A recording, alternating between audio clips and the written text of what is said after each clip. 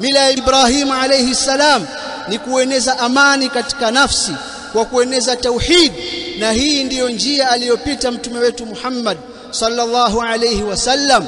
Kadhalika tunajifunza katika mila ya Nabii Ibrahim kueneza amani katika miji. Ukieneza tauhid, watu wakasalimika, hakutakuwa na mauaji, hakutakuwa na watoto wanaoua mama zao kwa sababu eti wameambiwa na mganga kwamba mama yako ndiyo mchawi anayekuroga. Kwa nini? Kwa sababu tauhidi imeenea. Kadhalika si hivyo tu, bali Nabii Ibrahim alieneza amani katika miji kwa kumuomba Allah subhanahu wa ta'ala aujalie mji wa Makka uwe ni mji wenye amani. Wa idh qala Ibrahim rabbi ja'al hadha baladan amina warzuq ahlahu min ath-thamarati man amana minhum billahi wal yawmil akhir. Kumbuka aliposema Nabii Ibrahim, ewe Allah, ujalie huu mji uwe ni mji wenye amani, wenye utulivu. Haya ni mafunzo makubwa tunayapata kutoka kwa Nabii Ibrahim alayhi salam, na mafunzo haya alitufundisha naye mtume wetu Muhammad sallallahu alayhi wasallam. Kwa hiyo katika siku hii tukufu, siku ya Eid al-Adha, tunapoikumbuka historia ya Nabii Ibrahim, tunayakumbuka matendo yake katika siku hizi tukufu, tukaitazama mila yake, basi tusisahau mafunzo aliyoyatoa kuhusu amani ya nafsi na amani katika miji na katika makazi. Na manhaji yetu, manhaji ya as-salaf, inapita katika mila ya Nabii Ibrahim na mafunzo yake Nabii Ibrahim alayhi salam. Ndiyo ukaona katika manhaji yetu tunasisitiza tauhid, tunasisitiza ilmu, tunasisitiza ibada, tunasisitiza amani ya moyo, tunasisitiza amani katika miji.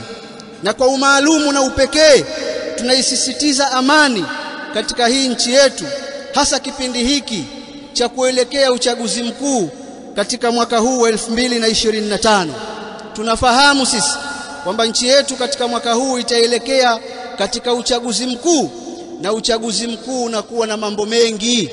Msisitizo wetu ni amani na utulivu, kwamba uchaguzi upite lakini utubakishie amani yetu. Kwa nini msisitizo huu tunauweka? Kwa sababu mara nyingi kumeshuhudiwa uvunjifu wa amani katika nchi zetu za Afrika katika kipindi hiki cha chaguzi.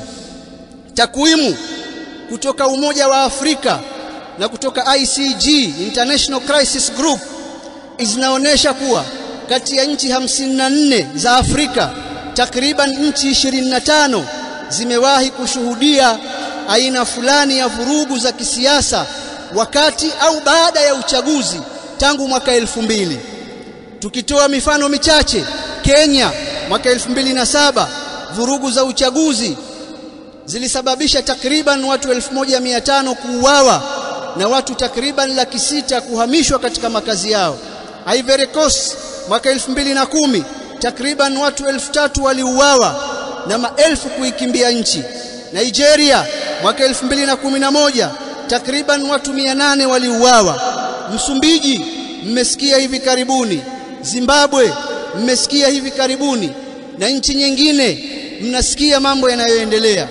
Na ripoti ya ICG mwaka 2020 inaonyesha kuwa 60% ya vurugu za kisiasa zinazotokea barani Afrika zinahusishwa na mambo ya chaguzi. Hii ndiyo hali halisi. Kwa hiyo lazima tuipatilize, lazima tusiipuuze, tuitilie umuhimu, na huku tukikumbuka mila ya Nabii Ibrahim alayhi salam ya kueneza tauhid na kueneza amani ya nafsi na kueneza amani ya miji na makazi. Jambo la kumshukuru Allah subhanahu wa ta'ala ni kwamba nchi yetu haijawahi kupata shida hii. Chaguzi zinakuja, zinapita, nchi inabaki kuwa salama na haipasuki.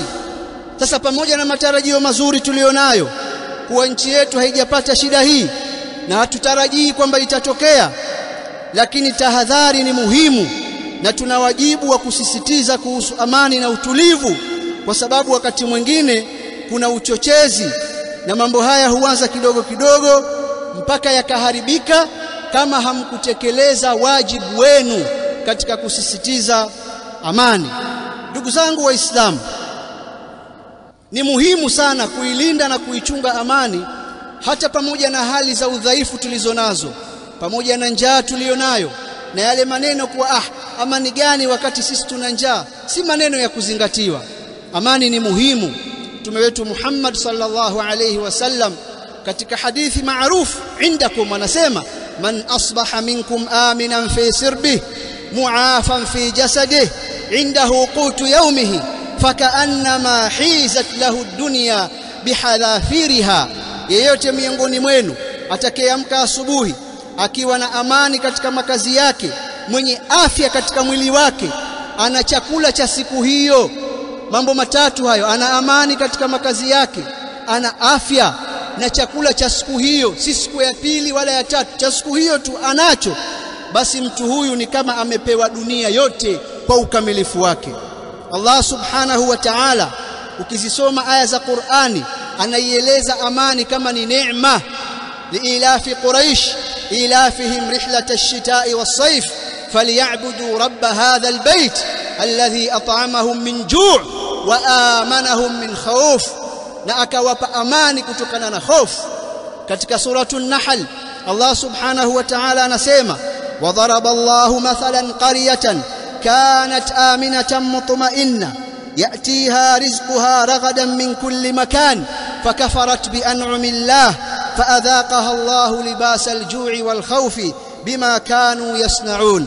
Allah amepiga mfano wa mji uliokuwa na amani na utulivu, riziki yake ikiufikia kwa nafasi kutoka kila mahali, lakini ukazikufuru neema za Allah. Kwa hivyo Allah akauvika mji huu, akauonjesha vazi la njaa na hofu kwa sababu ya yale waliokuwa wakiyafanya. Mji una utulivu, una amani, una chakula, una raha, wakakufuru neema hii. Amani na utulivu ni neema, ni tunu, ikiwepo mnatakiwa kuitunza.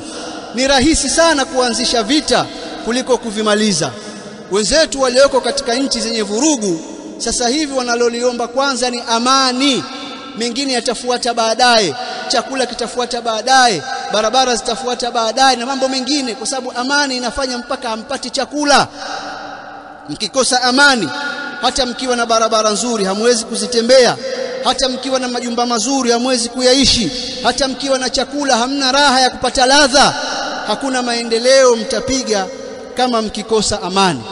Ayuha nasu ibadallah, ndugu zangu Waislamu, tunapozungumza jambo la amani na kulisisitiza, kuna watu wanalichukulia katika hali chanya, wanalichukulia katika hali ya uzuri, kwamba ni jambo zuri lenye maslahi, lakini kuna watu wengine wanalichukulia katika hali hasi na kubeza, na wanatoa hoja dhidi yake.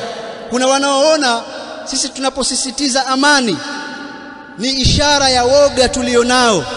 Wengine wanaona ni kama tunatumika na watawala, kwa sababu watawala pekee ndio wanaotaka amani. Wengine wanaona kusisitiza amani ni njia ya kujipendekeza. Hawa wote wanazungumza lakini hawana hoja, wanazungumza kwa dhana. Sisi hatutumiki na manhaji yetu mnaijua. Hatuzungumzi amani kwa lengo la kujipendekeza. Mkao tuliokaa tumeuchagua.